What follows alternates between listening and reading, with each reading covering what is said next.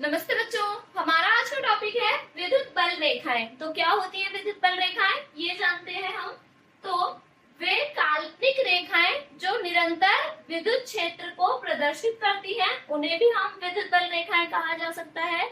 या फिर हम इसकी डेफिनेशन देंगे कि विद्युत क्षेत्र में खींचा गया ऐसा काल्पनिक पृष्ठ या ऐसा काल्पनिक वक्र जो जिस पर कोई एकांक धनावेश गमन करता है, विद्युत बल रेखाएं कहलाती हैं। तो हमारे पास दो डेफिनेशन आएंगी इसकी। वे काल्पनिक रेखाएं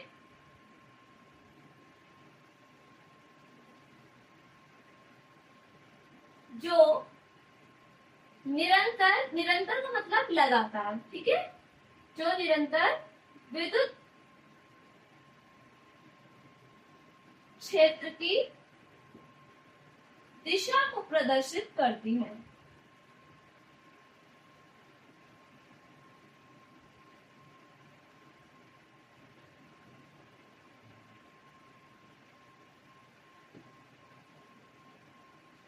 विद्युत बल रेखाएं कहलाती हैं, ठीक है। या फिर हम इसके अलावा एक और डेफिनेशन इसकी क्या लिख सकते हैं, किसी विद्युत क्षेत्र में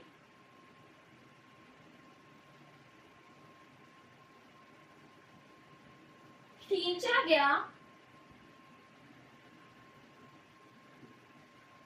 वह काल्पनिक पृष्ठ, वह काल्पनिक पृष्ठ या वह काल्पनिक वक्र, वक्र का मतलब कर्व होता है, ठीक है। तो वह काल्पनिक वक्र जिस पर कोई एकांक धनावेश, एकांक धनावेश गमन करता है,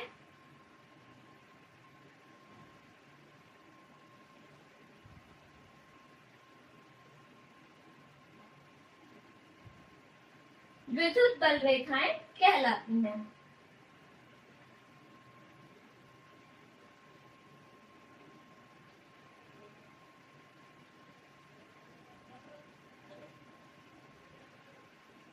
विद्युत बल रेखाएं हमारे इस तरीके से हम इसको डिफाइन कर सकते हैं, और इनके कुछ गुण होते हैं, कुछ इसकी प्रॉपर्टीज होती हैं, कुछ गुण होते हैं, विशेषताएं होती हैं, जिनको हम जानेंगे, ठीक है। गुण, विशेषताएं, अभिलक्षण कहा जा सकता है विद्युत बल रेखाओं के।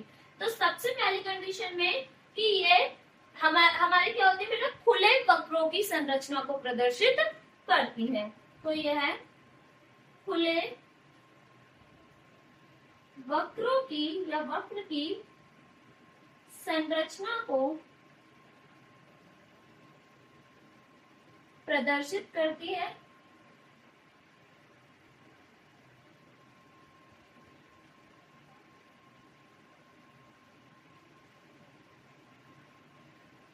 सेकेंड वन हम कह सकते हैं कि यह सदैव धनावेश से निकलकर ऋणावेश पर पहुंचती है। तो यदि एक पॉजिटिव चार्ज है, एक नेगेटिव चार्ज है, तो ये हमेशा क्या होगी, धनावेश से निकलेगी और ऋणावेश पर पहुंचेगी। तो यह है धनावेश से निकलकर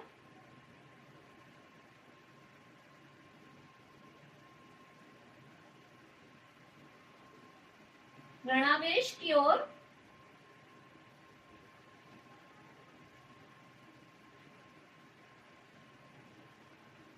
जाती है। थर्ड इसका हम कह सकते हैं, ये आपका थर्ड पॉइंट इंपॉर्टेंट है कि विद्युत बल रेखाएं कभी भी एक दूसरे को कटान बिंदु पर नहीं काट सकती, या फिर कह सकते हैं कि एक दूसरे को कभी भी प्रतिच्छेद नहीं कर सकती। तो विद्युत बल रेखाएं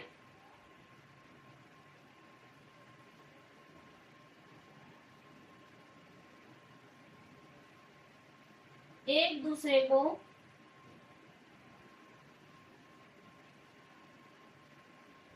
कभी नहीं काटती, ठीक है। और ये एक दूसरे को क्यों नहीं काट सकती बच्चों, क्योंकि अगर हम किसी भी विद्युत बल रेखा के ऊपर कोई भी स्पर्श रेखा खींचते हैं, यदि कोई स्पर्श रेखा खींचते हैं तो वो सदैव विद्युत बल की दिशा को प्रदर्शित करती है। उस बिंदु पर विद्युत बल की रेखा को, विद्युत बल की या विद्युत क्षेत्र की दिशा को प्रदर्शित कर रही होती है।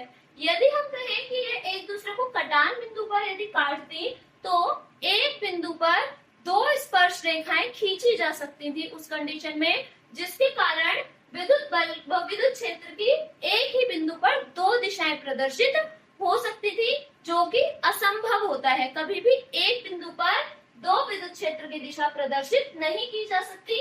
इस कारण हम कह सकते हैं कि विद्युत बल रेखाएं कभी भी एक दूसरे को नहीं काट सकती। ठीक है, इसके अलावा हम कह सकते हैं कि विद्युत बल रेखाएं जहां पर भी पास पास होती हैं वो वहां प्रबल विद्युत बल होता है, जबकि जहां विद्युत बल रेखाएं दूर दूर होती है वहां दुर्बल विद्युत बल होता है। ठीक है, तो विद्युत बल रेखाएं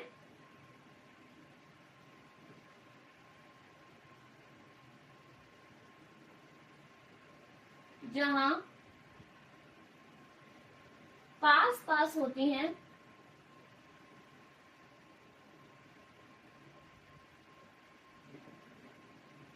वहां प्रबल विद्युत बल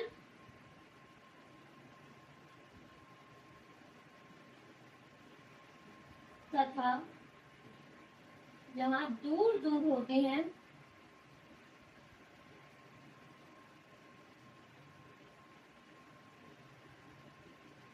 दुर्बल विद्युत बल कहलाता या दुर्बल विद्युत बल होता है।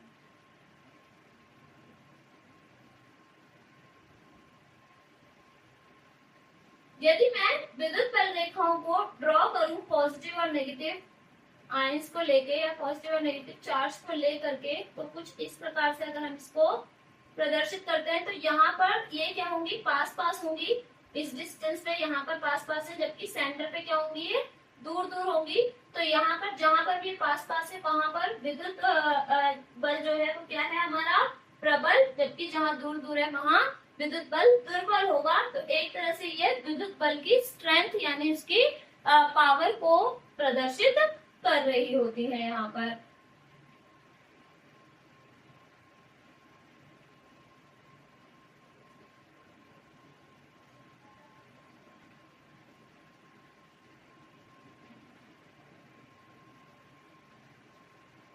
इस प्रकार से हम विद्युत बल रेखाओं के गुणों को जान सकते हैं, उनको समझ सकते हैं। ठीक है, इसके बाद हमारा नेक्स्ट टॉपिक आएगा विद्युत द्विध्रुव क्या होता है।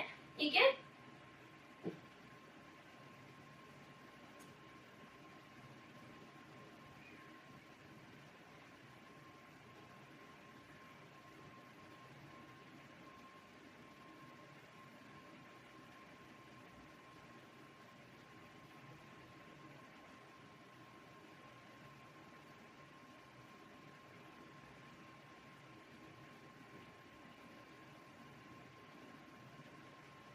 तो अब हम जानेंगे विद्युत द्विध्रुव के बारे में।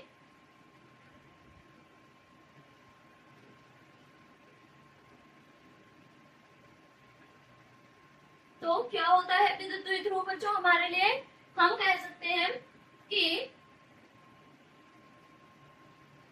दो समान तथा विपरीत प्रकृति के आवेश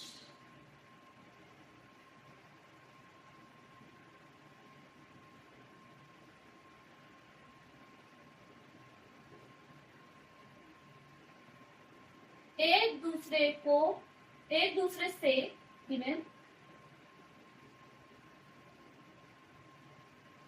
अल्प दूरी का अर्थ होता है कि बहुत कम दूरी पर रखे हों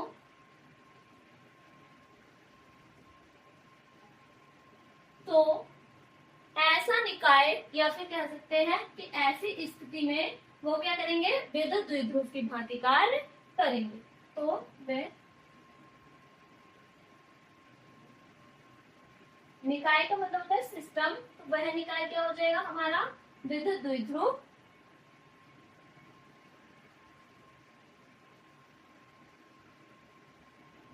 कहलाता है। तो या फिर हम हम कह सकते हैं ऐसा निकाय जिसमें दो समान परंतु विपरीत प्रकृति के आवेश एक दूसरे से अल्प दूरी पर रखे हो वह द्विध्रुव कहलाता है। आप किसी भी लैंग्वेज को मॉडिफाई करके इस तरीके से लिख सकते हैं। तो यहाँ पर हमारे पास दो समान परंतु विपरीत प्रकृति के आवेश, तो एक पॉजिटिव है और एक नेगेटिव है। मैंने एज्यूम कर लिया एक पॉजिटिव क्यू चार्ज है मेरे पास और एक नेगेटिव क्यू चार्ज है, यानी दोनों आवेश जो है वो क्या है, समान है। क्योंकि हमारा समान का अर्थ यहाँ पर क्या है, इनका परिमाण समान होना चाहिए, वैल्यू समान होनी चाहिए। तो दो समान और विपरीत प्रकृति के आवेश, मैंने माना ये रहा मेरा प्लस क्यू और ये रहा मेरा माइनस क्यू, तो ये एक दूसरे से क्या होगा, बहुत कम दूरी पर, अल्प दूरी पर अगर कनेक्ट होंगे, जुड़े हुए होंगे, तो ये क्या कहलाएगा, विद्युत द्विध्रुव। तो इस स्थिति में ये क्या बन गया, हमारा विद्युत द्विध्रुव बन गया। ठीक है, और हम विद्युत द्विध्रुव के जो चार्ज है यानी हमारे जो आवेश हैं, आवेशों के बीच की दूरी को हम 2a या फिर 2l से प्रदर्शित करते हैं। ठीक है, इसका ये सेंटर पॉइंट हम ले सकते हैं 0 से, और यहाँ से यहाँ तक की डिस्टेंस यानी l, क्योंकि हमारा मिड पॉइंट है यानी मध्य बिंदु है, और यहाँ से यहाँ तक भी क्या हो जाएगा, ये l। तो l प्लस l मिलकर क्या बन जाएंगे, 2l, जो कि द्विध्रुव की लंबाई होती है। ठीक है, इसके आधार पर हम नेक्स्ट कंडीशन अगर इसकी देखें तो हमें मिलेगा विद्युत द्विध्रुव आघूर्ण। तो विद्युत द्विध्रुव जानने के बाद हम इसके आगे के कॉन्सेप्ट को समझ रहे हैं कि विद्युत द्विध्रुव आघूर्ण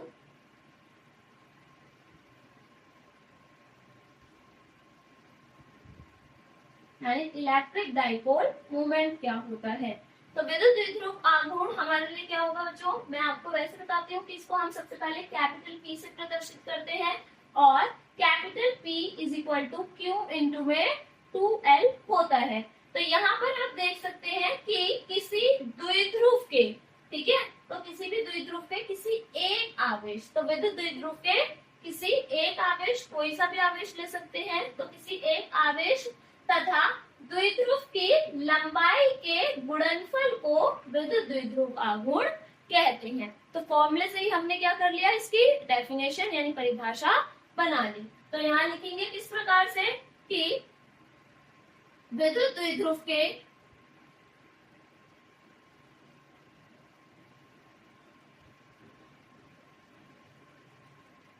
किसी एक आवेश तथा द्विध्रुव की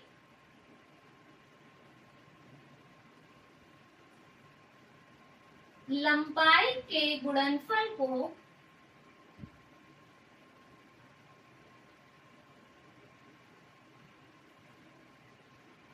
विद्युत द्विध्रुव आघूर्ण कहते हैं।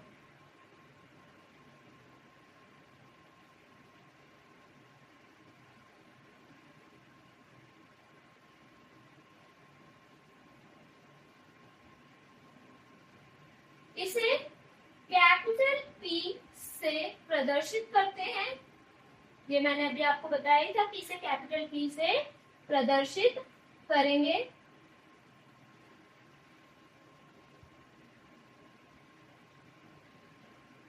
और यह एक सदिश राशि होती है।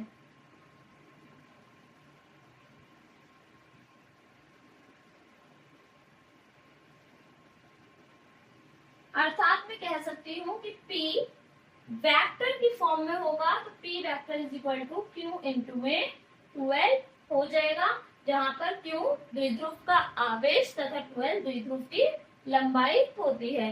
ठीक है, इसी के आधार पर बच्चों हम इसका मात्रक भी निकाल सकते हैं। मात्रक इसका क्या हो जाएगा, आवेश है तो आवेश को किस में लेते हैं हम, कूलाम, और इनटू 2L है यानी लंबाई को हम किस में ले लेते हैं, मीटर में, तो कूलाम इनटू मीटर लिखा जाता है। और कहीं कहीं पर आपको बुक में देखने को मिल सकता है कि इसी को कूलाम डैश मीटर लिखा जाता है। ठीक है, तो यहाँ पर ये माइनस नहीं है, ये डैश है, जिसका मीनिंग यहाँ पर मल्टीप्लीकेशन है, जो हमारा मात्रकों में यूज किया जाता है, या आपका कूलाम मीटर ऐसे लिखा हो सकता है।